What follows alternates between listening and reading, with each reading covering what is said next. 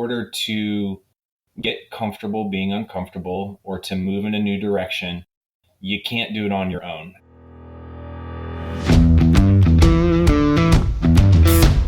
Technology is transforming how we think, how we lead, and how we win. From InterVision, this is Status Go, the show helping IT leaders move beyond the status quo, master their craft, and propel their IT vision.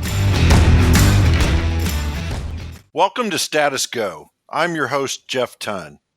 As the name of this podcast implies, one of our goals is to help you challenge the status quo. I recently had the opportunity to be a part of a discussion led by our guest this week. The topic was in the form of a challenge: ignite your new year, break out of the status quo. It was a thought-provoking dialogue with about 30 CIOs from around the city. Our guest is Jason Barnaby, founder of Firestarters, whose vision is to fight stuckedness by sparking aha moments that ignite sustainable change in behavior and culture, especially when daring the status quo. Welcome to the show, Jason. Hey, thanks, Jeff. Happy to be here. Tell us a little bit about your background and the journey that you've been on leading up to the launch of Firestarters. All right. I'll just give you this disclaimer quickly that there's a lot. I'll try to pack it into as quickly as I can. So 20 plus year veteran of the adult education world. Got my teaching start over in Poland, where I met my wife on a short-term mission trip. She was a translator for our group, and went back, wound up living there with her for 8 years, where we both got our master's degree in education. So I have been in the adult education world for the better part of 20 years. Came back to the States and did what I knew to do, which is what I did in Poland, which was teach, and quickly found that it is hard to make ends meet when you are raising a family to be a teacher, unfortunately. And then I happily stumbled into the world of adult learning and development in the corporate world, where I started a 10-year career in facilitating all manner of technical training and leadership training and different types of soft skill training, then moved into sales and then into HR. And all that time, really, I tell people I carried around either a spiral bound notebook or a manila folder that had the initials MOB on it, which did not mean that I was running a mob organization, but that stood for my own business. And I knew that one day I was going to do that. And I got that opportunity last May when my company decided that they were going to eliminate my position after 10 years and gave me some severance. So I took that and I said, I am going to go live the thing that I challenge people to do, and that is to follow their heart and to follow their dreams and get done being stuck. And so I've been doing that full time since May of 2018. That's a fantastic story. What we're trying to encourage our listeners to do is exactly that. Not to quit their jobs and go off and start their own business, but to take risks and challenge that status quo.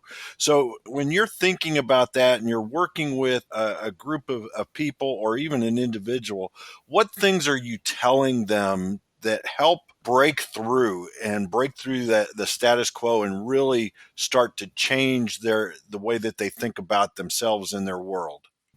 Oh, those are great questions. And those are questions that I ask some of my clients as well. One of the things that I ask groups that I speak to a lot is what sets your heart on fire? And to your point, this doesn't necessarily mean that this might date me a little bit, my Jerry Maguire reference, but it doesn't mean that you pull a Jerry Maguire and, you're like, I'm out. And, it's this big dramatic exit scene. But I think it does mean there has to be a connection between your heart and what you do. I really encourage people to ask themselves, what is it that sets your heart on fire? What were you made to do? I am a firm believer that we have an original design, that we were made on purpose, and that we have very unique gifts that are ours, that aren't anybody else's. But unfortunately, we get to that place where, maybe we took that job out of college and we got promoted and it's a good paying job, but we're not challenged. We don't maybe love the work that we do, but we've gotten comfortable. And you know this as well as I do, when people get comfortable, I mean, think about when you're trying to get, a family member or a good friend off the couch. That's hard to do Uh-huh. because they're comfortable there, and there's a lot of energy that it takes to um, overcome the inertia of them just being stuck. And so, unfortunately, I think a lot of us choose that comfort, even though it's stuck. So I like to ask people challenging questions like, what sets your heart on fire? I like to ask them about things like, what excites you? What do you get excited about? And then oftentimes, what I've also found is when I ask that question, I'll say, well, are those kinds of opportunities available where you work? I'm surprised every time when I ask that question. People are like, I don't know. And I'm like, well, how about you go ask? And you should see they're like, oh, that's a good idea. I'm like, yeah, it is. So I think sometimes it's just asking questions of yourself, Yeah. asking Yeah. questions of um, the people that work around you. And then the other thing, which I know we're going to talk a little bit more about, you've got to have a group of people, you've got to have a tribe around you who you can count on that's going to push you when you want to stay stuck. That's a great segue, Jason, because the exercise that you led us through at the Indie CIO Network a few weeks back really focused on that, the Yep. tribe and the tribal inventory. And you talk a lot about tribe in your work. So can you kind of give us your definition of what that is? What does that mean? I know it was kind of a Seth Godin thing a few years ago, but where do you see it and how are you implementing that? So I did take my initial, what's the word I'm looking for? My initial spark from Seth. I love what he writes. If you have not read the book Tribes, would highly recommend it to anybody. It's all about the fact that there are people waiting to be led, and I completely agree with that. But I also think that in order to get comfortable being uncomfortable or to move in a new direction, you can't do it on your own. And I say this often that you can't. I say you can't in air quotes. So you might be able to do it on your own for a while, but you're eventually going to burn out, or you're just not going to see some things that other people would see. So for me, a tribe are people that have your best interests in mind. They're people who know you well. They're people who support you, but they're also people who are willing to tell you the things that maybe other folks wouldn't. So the hard things, to give you some tough feedback, to tell you when you're being a baby and you just need to suck it up and work a little bit harder, or you need to really dig in to something, or you need to learn a new skill, or you need to be better at listening, or whatever those things happen to be. So what you talked about, that tribal inventory, that came about as a byproduct of the book that I've been writing called Igniting the Fire Starter Within. And it's the journey of myself and four other individuals who I call fire starters, and what that journey looked like. And so what I realized as I was interviewing them is they all had tribes around them. And so I began to compartmentalize those roles, and I would ask them, who did you have in your tribe, and what people made you successful? And basically what I've boiled it down to is 7 different roles. And you can download that for free on my website at firestarterstribe.com. It's I think it's a useful tool because there are 3 stages in that tool where you look and you say, okay, first stage is the admire stage. So who do I have in my tribe? Do I have connectors? Do I have devil's advocates? Do I have dreamers? Do I have listeners? Do I have catalysts? And you go through that, and the goal of that first stage, that admire stage, is to let those people know that you appreciate them for being in your tribe. Because what I've found is many of us have tribes, and when I ask people like, who would you call at 2 o'clock in the morning, um, we almost all have a face or a name of who that person is. And then my follow-up question to that is, do those people know that they are your 2 o'clock in the morning tribe? And here's what I think. There are 2 possibilities. One, they don't Yeah. know, so you should absolutely tell them. And 2, I say, okay, but even if they know, wouldn't you be pleased if somebody just let you know out of the blue, I appreciate your input and your support in my life. I think we would. And so that's the first stage, to admire the folks that you have. And you literally write down the people that are in these different roles. And so that really helps you see some potential holes that you have. And that takes us to the next stage, which is the higher stage. So I use this example of a client that I was doing some individual coaching with, and I had her fill it out, and I said, "How did it go?" And she said, "It was terrible." And I said, "Why?" And she said, "Because I realized I have 5 devil's advocates in my tribe, but I've got no dreamers."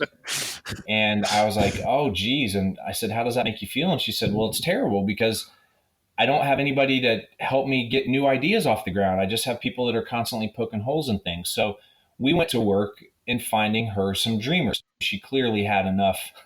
She clearly had enough devil's advocates, and so you start going through there, and you realize, I need this Yeah. person. And Yeah. I use the example of myself in business. When I decided to go out on my own, I knew that I needed connectors in different areas of business. I really like working in financial services. I also really like working in the not-for-profit world and also in education and with HR.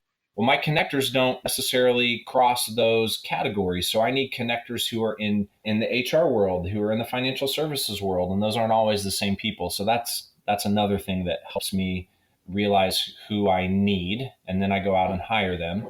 I'll go back to that in just a minute. But then the third stage is the firing stage. And that is the part where people get a little squeamish, like, "Oh, I got to fire somebody." And I tell people, look, if you do the admire stage and the hire stage well, then the firing stage isn't always as hard as you think it would be. And more often than not, it's not a firing like, "I want this person out of my tribe altogether." It's, wow, and going through this inventory, I've realized that I have this person in the wrong role. And the example that I use with your CIO network, and the example I use a lot, is we often expect our devil's advocates to be dreamers. And let me tell you, if you know a devil's advocate, you know that they are never going to be a dreamer, because that's not the way that they are wired. And what I find is really interesting too is that often, and maybe your listeners are shaking their heads as I say this, devil's advocates and dreamers often get married.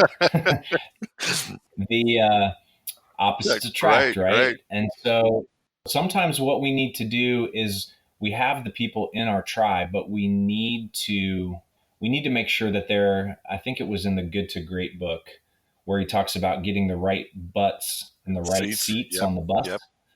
And I think that's true in our tribe. So you might have somebody that when you go through this, you go, "Oh, I've been going to this person for years, hoping that they would be this, and they're not."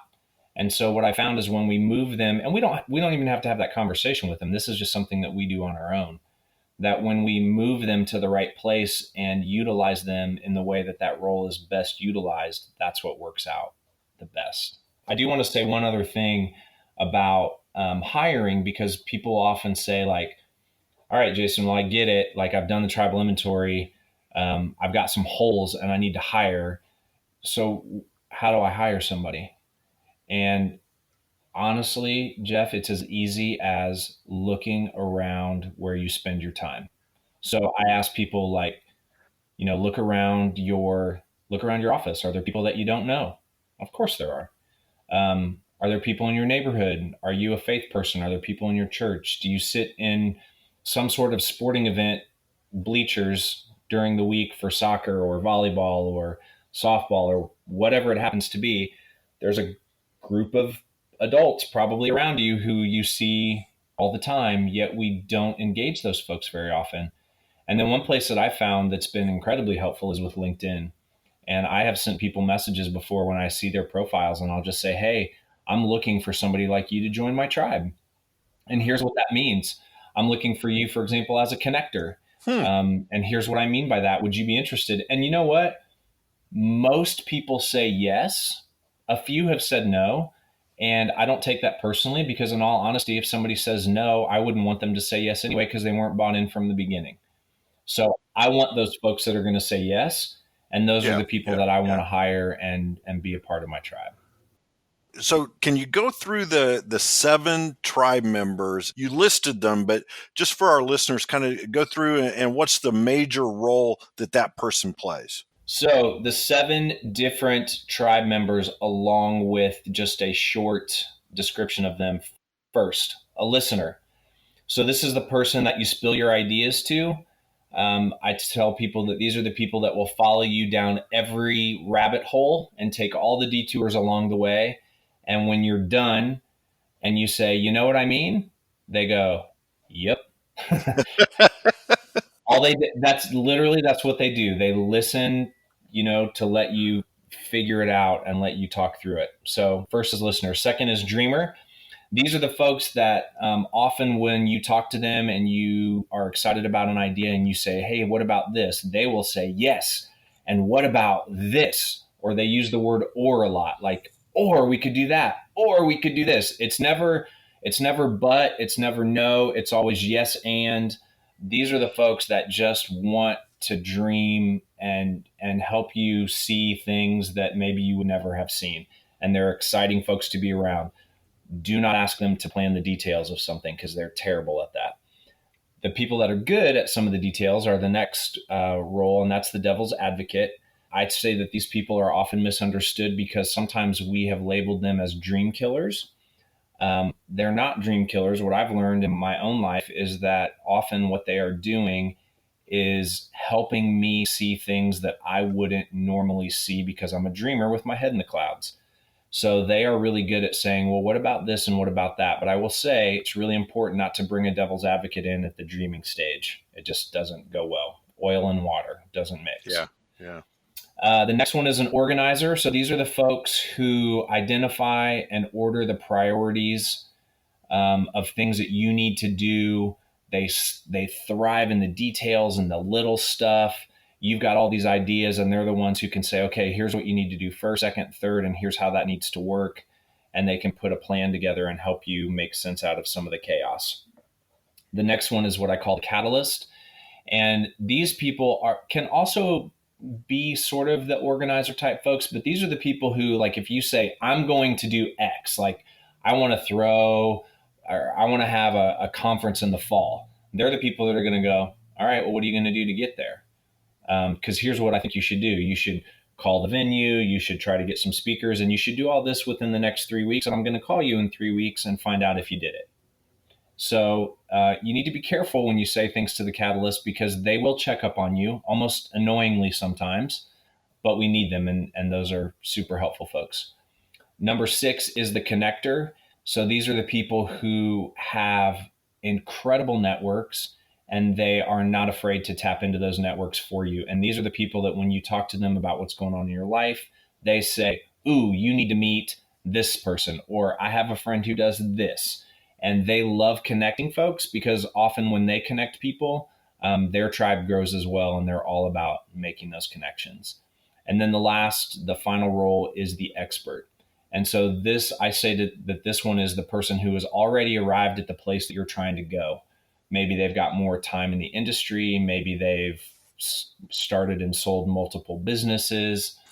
They've got some life hacks to accelerate your growth and success. Sometimes they'll give you those. Sometimes they want you to learn things and they'll hold back some of that. But these are people who, every time you leave a conversation with an expert, you are confident and energized to take the next step because they've challenged you in a way because they've been there.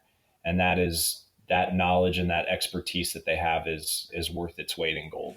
So, can you tell what role you're playing in other people's tribes without them telling you?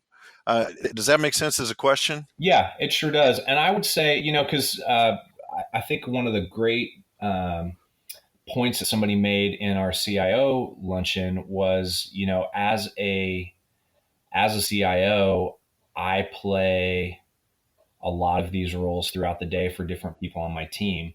And I think that's Mm-hmm. true that if you are a good leader, you probably do play a lot of those different roles interchangeably. But I would say at our core, we are probably one or two. So, for example, I am definitely a dreamer and I am also a connector. I'm moving into that place where I can be an expert for people because of my experience that I've had, but I'm not an organizer. I'm not a great devil's advocate. So I think when you look at these definitions and descriptions, it's pretty easy for you to see yourself in a couple of those roles.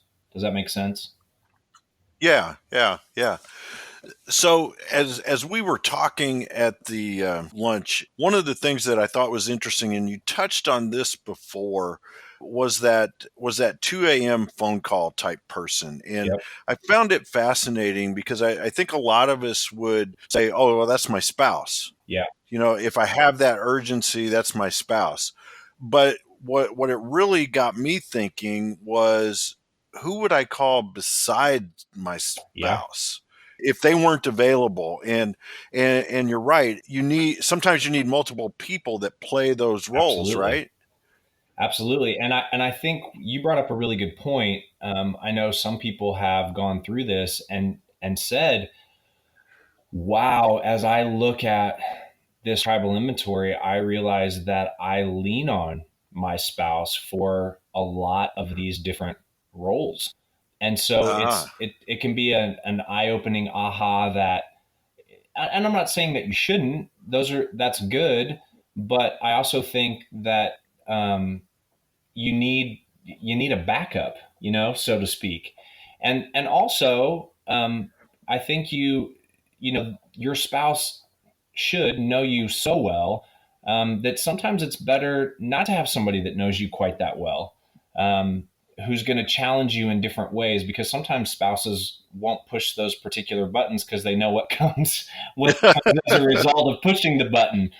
yeah, um, yeah, and so we need other people. And the other thing is, if you're really drawing that accountability and that energy from just a couple of people, they're going to wear out. You're going to wear them out. yeah. So you need to have a good diversity of folks who are there besides just your spouse. So you talked about building that network, building that tribe, and what if you're an introvert and you're really not comfortable reaching out to people? Is it still how do you learn how to do that? I think even if you're an introvert and this doesn't come naturally to you, like maybe even as you're sitting listening to this podcast, your hands are getting a little sweaty, like, man, that's just not me. I understand that. However, I would challenge you to find, even if you're an introvert, you've got at least one person that, and maybe you start with your spouse, but you find that one person and say, okay, I know that this is hard. And here's the other ultimate answer to that question, Jeff. If if you really want to grow and learn and develop, you've got to get comfortable being uncomfortable. And if you're an introvert, that doesn't mean you need to suddenly sign up to go to a bunch of networking events. You can do this kind of on the down low and slowly by just saying, introduce me to one person. Yeah, And you have a particular, you know, role in the tribal inventory in mind for who that person would be. You meet that person. And here's what I love too. If you are an introvert, here's the one thing that you can say to a new person that you meet. And you probably won't have to ask another question if you start with this. And it's this: hey, tell me about your life and your journey and how you got to the place that you are. And then close your mouth, which for an introvert probably wouldn't yeah. be a hard thing to do. But I'm telling you, it's amazing what people will tell you when you are willing to sit and listen. And maybe along the way, if there's, if you have a question that comes up based on something that they've said, or maybe you just get to the end and you say, here are two other great questions. What's the most important thing that you've learned that's gotten you to where you are? And what's the biggest challenge that you've overcome in getting to where you are? And again, you throw those out there, you sit back and listen. And a lot of times when people have somebody on the other side of the table that's listening, we feel really well connected to them. So they're going to feel connected to you. And then you've built that next person into your tribe. And then maybe the next time you get together, you've rehearsed your story a little bit and you say, and that'll help you, you've already got an example of what somebody has said to you. And then you say, okay, well, the next time we get together, I'll tell you my story. And and you just literally go one person at a time, and you get to know that person better. And then when you get to the place where you feel comfortable, you say, hey, I'm looking for, if that person was a devil's advocate, I'm looking for a catalyst. Do you know anybody who would fit this that you could introduce me to? Because now there's trust built up. Oh yeah, yeah, yeah. I love that as an approach, and so many times, not to stereotype IT people, but I'll stereotype them. They are introverts, Right. a lot of us, and to have be armed with that is it's great to be able to have that lead in question that gets the conversation flowing. I think that's great advice. Well, I hope for somebody that, I know it's been really good for me. I mean, I've sat down with people who are CEOs of companies and in the C-suite of companies who, sometimes people are intimidated to talk to, and I've had people say, well, how do you talk to them? And I say, tell me about your journey, and I sit back and listen, and it's an easy conversation because I'm not doing much talking. Yeah, yeah. That's right. That's right. Well, Jason, this has been great. I really loved the conversation that we had today, but also the conversation that we got into with the Indie CIO Yeah, it was network. a good one. It's a different way to look at your professional network. We're all trying to build those networks, and when you blend this tribal inventory with your professional network and your personal network, and can understand what roles people have, it really makes your contacts so much more powerful. I totally agree with you. And as you are, searching for that connection or that next job or that whatever that happens to be, I can tell you, for me, there have been days when I'm like, maybe I shouldn't be out on my own, maybe I shouldn't be doing this, and those are the days that my tribe, whether sometimes I, just tell them I'm struggling, or sometimes just out of the blue, there's the message that comes that's just super timely. I'm telling you, it's the reason that I'm still doing what I'm doing, because there have been tough days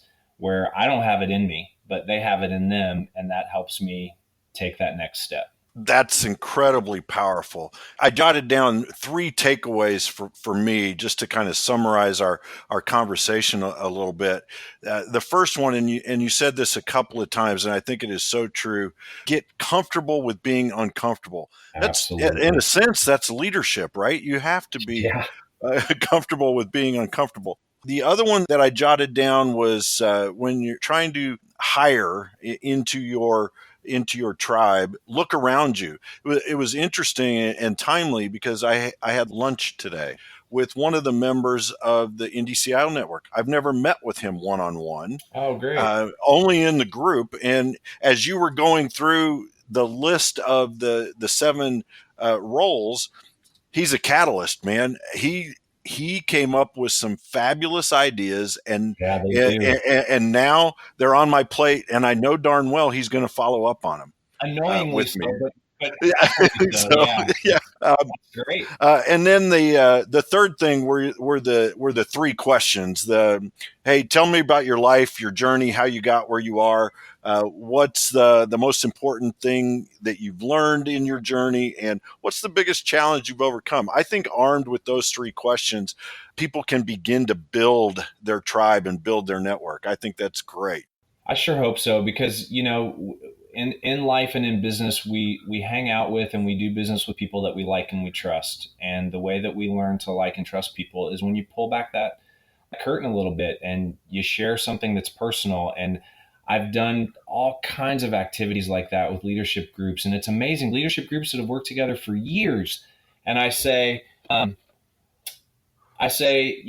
tell us something that we wouldn't know by looking at you. And almost inevitably, when that activity is over, at least half the group looks at somebody else in the group and goes, I had no Yeah, idea. yeah, that's absolutely right. So I always like to wrap with the question: what didn't I ask you that you thought I was going Oh, to, and man. you need to answer? Um, Anything you can think of? Gosh, that's a good one. You hit on this, but you didn't ask me specifically, because you talked about my mission on my website and in my business. But why am I doing what I'm doing? And I would say the answer to that is that I spent so many years with so many stuck people on the elevators, not just in the building that I was in, but buildings I would go visit for business, and sales calls and different things that I did. And there is a physical change in people's voices, in their facial expressions, and in their body posture and language when they are talking about and doing something that is connected with who they were made to be. And to be a part of helping people uncover what that is, even if it's just having people go through a tribal inventory, or if there's somebody that's listening to the podcast today that takes those 3 questions that you just talked about, I get an incredible amount of soul satisfaction from knowing that I was a piece of that journey, because this, I'm sure your listeners know this, life goes by in a blink, and it is just goes by incredibly too fast for us to spend it not doing what we were meant to do and being stuck. That's absolutely true. Jason, I have really appreciated your time today. I am Likewise. so glad to have you in my tribe now. I know we've just Likewise. met recently, and Yeah. it's been fantastic. To our listeners out there, if you have a question or want to learn more about how you can ignite your 2019, go to intervision.com. The show notes will provide links and contact information. This is Jeff Tunn for Jason Barnaby. Thank you so much for listening. You've been listening to the Status Go podcast. You can subscribe on iTunes or get more information at intervision.com. If you'd like to contribute to the conversation, find Intervision on Facebook, LinkedIn, or Twitter. Thank you for listening. Until next time.